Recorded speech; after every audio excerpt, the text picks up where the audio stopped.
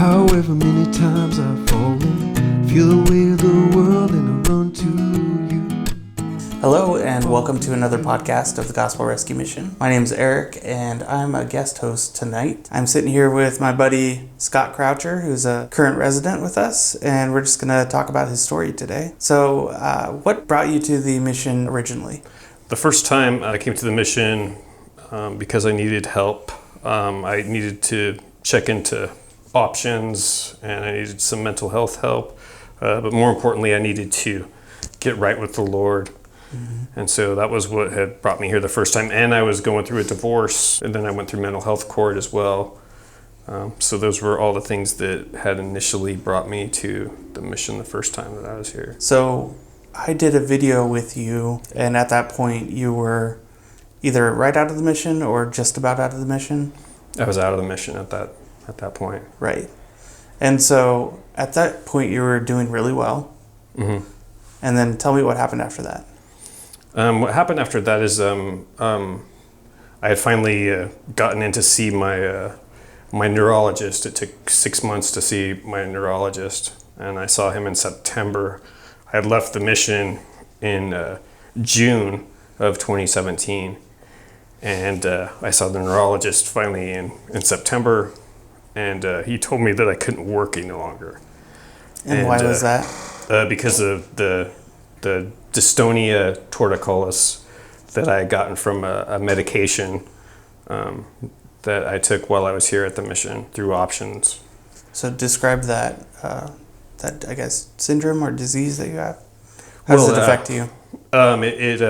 Basically it's constricting my muscles in my neck constantly, so there's no relief for them. So it's constantly pulling my neck to the side, and it's pulling my C1 and 2 down to compress on the nerves that are in there. So it's cutting off circulation to my brain. So you saw your neurologist. Mm-hmm. Tell me what happened after that. So what happened was that he told me I couldn't work any longer, and that was really hard for me because I couldn't see myself not working and being able to support my children and everything. So I talked to my med provider, and he said, well, maybe your neck will correct if we get you off medication, and maybe it'll correct and go back to normal. And so I talked to my pastor about it. My pastor said, no, don't get off the medication. You need to stay on the medication. And I went against what my pastor said, and I got off the medication, and my neck didn't correct. And then I had a manic episode. So talk about your mental health a little bit. I have bipolar type 1. So that basically, I would have one episode a year to where I would have like a really severe manic episode to the point where I would black out and then, cause a lot of damage. In the process of that, I would always call it waking up, because I would literally wake up somewhere that I didn't know how I got there. I think you told me that you would check your warrants. Yes. Check if you had any warrants. Yeah, I would always do that. I would always call the sheriff's department to see if there was any warrants, just in case I was in trouble. Wow, that's got to be just a crazy situation to be in. It to wake is. up and not know how you got there. Yeah. That's scary. So you went off your medication. Was that also your mental health medication? That was my mental health medication, yeah. That had been keeping you stable while you were at the mission? While I was at the mission, yeah, it kept me stable the whole time, the whole 18 months I was here. And then almost a year, after being out of it, because it was a while before I actually got off it. But I finally had gotten off it. So what happened when you went off? When I went off it, first I started having what they call, I wasn't having a full-blown manic episode. It was called hypomania. It's like the manic stuff before the blackout manic stuff. So okay. I was having hypomanic behavior, like my spending and things like that. But then I would rein everything back in and try to be on top of it. But what happened was that I got into a relationship with a woman, and she was an old friend of mine from elementary school. I come to find out she was married. My church found out about it, and Pastor Carl, he approached me and asked me if I had gotten her pregnant, and I said yes. And he was like, you can't be in this relationship with her. This this is wrong. And by that time, I'm like on my own, and not only am I having to deal with this manic stuff, I'm, full blown just following my sinful heart. So what happened with you in the church then? I got well, it was a process. It was a long process. But Pastor Carl tried to restore me and bring me back and get me to stop. But I was off my meds, and when I'm like that, nobody's going to be able to stop me short of tasing me and taking me to the hospital. Wow. So he, talked with the elders. The elders tried to come and get me and bring me back to the church and stuff. I actually had woken up from a manic episode and went back to the church to, go back to them. But things were different because once I got off the medication, it was like things had changed. My mania and my depression had changed from being on the medication. So I was kind of like fluctuating in and out. So I wasn't making good decisions. I ended up staying with the woman and not going back to the church at that point. And so the church ended up excommunicating me. Wow. After that, yeah. How was that for you?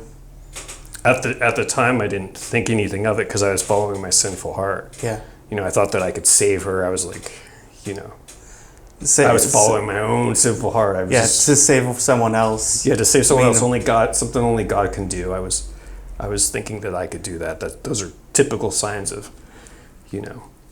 manic behavior. So. Yeah. So, you're excommunicated from the church. Mm-hmm. Tell me about the process of restoration. So what happened is that through all that, like the Lord was trying to call me back, and I could like see Him presently, trying to nudge me in the right direction. But what happened was that I ended up getting on a different medication, and the medication I had a reaction to that as well. But it was allergic reaction to where it was making me. They call it rapid cycling. And so I'd have a manic episode, then I would come back and be normal. And then I'd have a manic episode and come back and be normal. And I wasn't used to any of that. So people were telling me, hey, you're manic. But then when they're telling me that, I wouldn't be manic. So I'd be like, okay, let's go get a mental health assessment. And I would go in, get a mental health assessment. And they're like, you're not symptomatic. You seem fine. Yeah, and then you're I would fine. leave, and then I would be manic. So what happened was that for me to break that cycle, like I ended up, in my manic phase, I sold my fifth wheel that I had that I was living in. I sold that, and I had everything in my car. My car ended up getting stolen from me. Wow. And everything that was in it. And as I'm walking, it was up at Lost Creek. It got stolen as I'm walking back because nobody would give me a ride and stuff. And this is God, this is all God, orchestrating all this really. And as I'm walking back, it's like, I need to go to the hospital. I was scared to death to go into the hospital, but I was like, I need to go to the hospital to stabilize. So I did that. And when I was there, I got a Bible. I'm like, I need to get back into the Word, and I need to get centered, on what's true, and everything. And I need to get away from that woman. Yeah. I need to get away from this woman. So this is the Bible that I have now that was in that hospital with me. And what ended up happening is that people that were in there started asking me questions. And so I started doing Bible studies while I'm there, and I start playing, worship music, some of the songs I wrote and some of the stuff that I used to play at the church. One thing led to another, and then I ended up going to this transitional place called the Beckett Center down in Medford. And it's for folks that have, mental disabilities and stuff. And I'm teaching the Word there, and I'm doing the same thing there. But I didn't know if I could come back up here or anything. And I still had like this, pride thing in me, and I was like, I didn't know what to do. And so I went to the Medford mission, and they told me that in order for me to get in there, this is all the Lord, in order for me to get in there, I had to restore everything with my church up here.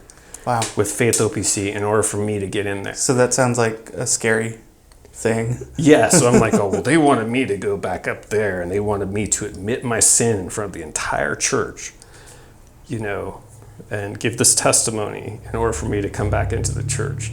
How was that for you? It was beautiful.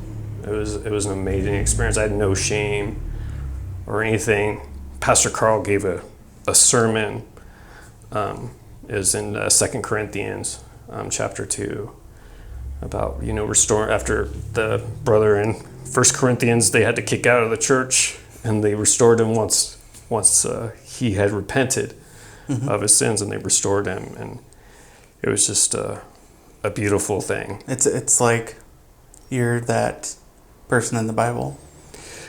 Yeah, It's a very parallel experience. It was amazing. I never thought that it would be like that, and it was really cathartic to experience that, and just the love from the church. Like, everybody was so happy that I was back, and it was just, everybody was giving me hugs and just loving on me. It was just amazing. So now you're back here at the mission? Yeah, now I'm back here at the mission. Pastor Carl brought me back here to the mission, and he's like, let's get you back into the mission, and he's got me here, and I'm waiting on my Social Security and being obedient and growing, through it. Like, I've learned so much. Yeah, every time I come to the mission, it seems I spy you somewhere, just in your Bible. Like, it's very encouraging to me to see that. Glory be to God. Yeah. So what are your plans now? My plans now are to, I feel like, I've talked to Pastor Carl about it. I feel like a ministry where I'm actually going back to these places where I came from, the mental health, behavioral health units and stuff like that in the hospitals, and group homes and stuff like that, and teaching and sharing the Word of God and the gospel, and songs that the Lord gives me to write. Yeah, to our listeners, if you go on the grantspassmission.org website, you'll find a song or two that Scott wrote and recorded. So go check that out, listeners. Well, Scott, thanks for talking with me today. Yeah. And I'm super excited for your future. And I can just imagine all the impact that you're going to have on a lot of other people who were in your situation. Glory be to God. Yeah, glory be to God. Mm-hmm. Well, thank you for listening to our podcast. As always, share it on Facebook if you enjoyed it. And if you'd like more information about the mission, check out grantspassmission.org. Thank you. Do all things, Lord, through you.